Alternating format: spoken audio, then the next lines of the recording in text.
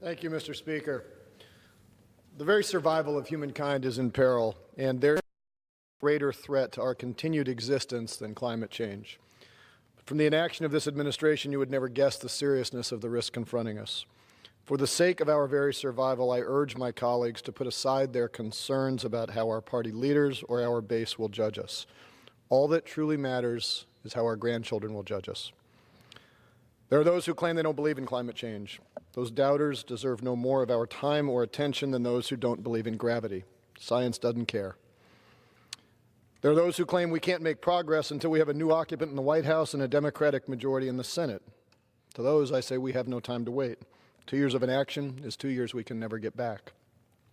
We in this body need to begin tackling climate change now, and we need to start by talking about it differently, not as an unproven scientific theory, not as a political inconvenience, and not as a job killer.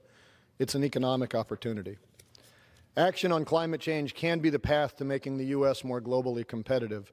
And I don't speak on this floor today as a theorist. From 2000 to 2016, I built multiple companies with missions to profitably reduce greenhouse gas emissions. My colleagues and I made U.S. manufacturers more competitive by reducing their energy expenses. We built more than 80 projects, $300 million of capital investment, and I can now say three things with certainty.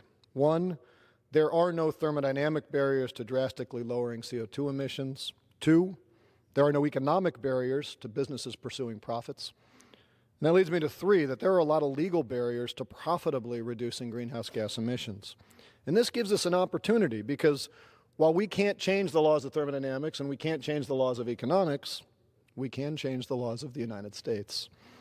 And we don't need to reinvent the wheel. Switzerland, Germany, Denmark, they all use half as much energy as we do per dollar of GDP.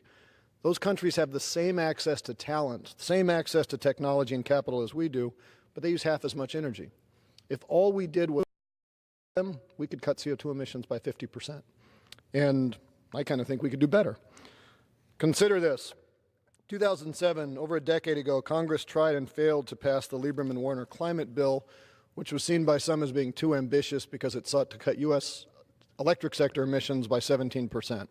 It didn't pass, and there was a powerful senator who said at the time that the bill would drastically increase energy costs and cost millions of American jobs, all for no environmental gain. As Warner Wolf says, let's go to the videotape. CO2 emissions since then in the electric sector are down by nearly 25% per megawatt hour, and real power prices are down by 4% over the last decade. Just imagine what we could have done if we tried. So why did emissions fall? Because of economics. We've gradually been building more efficient, cleaner, and cheaper power plants, and once those plants are built, they always run more than the older, less efficient plants, because here's the little secret. Businesses like to make money, and you make more money if you spend less on fuel. Mr. Speaker, if my colleagues take nothing else away from this speech, I hope they will understand that point. Everything we do to make our economy less dependent on expensive fossil fuel lowers CO2 emissions and makes our businesses more profitable, protects American jobs, and makes our citizens wealthier.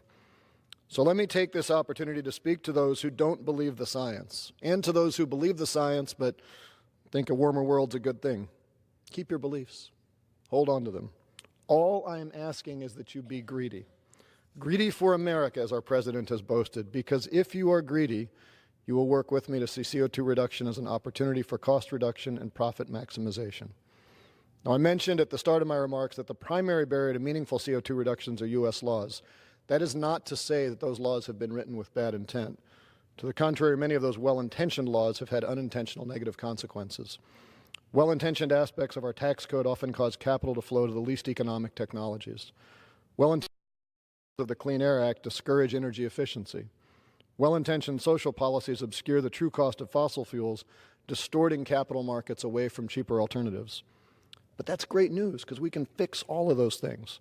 So let's make U.S. manufacturers more competitive. Let's help them cut costs, energy costs.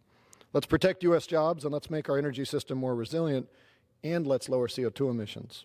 Now, I think that that's pretty bipartisan. And as I go to work on the Select Committee on the Climate Crisis, I will be working towards writing and introducing legislation, and I look forward to hearing all the great ideas from my colleagues in this body, because I don't claim to have all the answers, but I know that we do. But for goodness sake, let's not wait. Thank you, Mr. Speaker, and I yield back the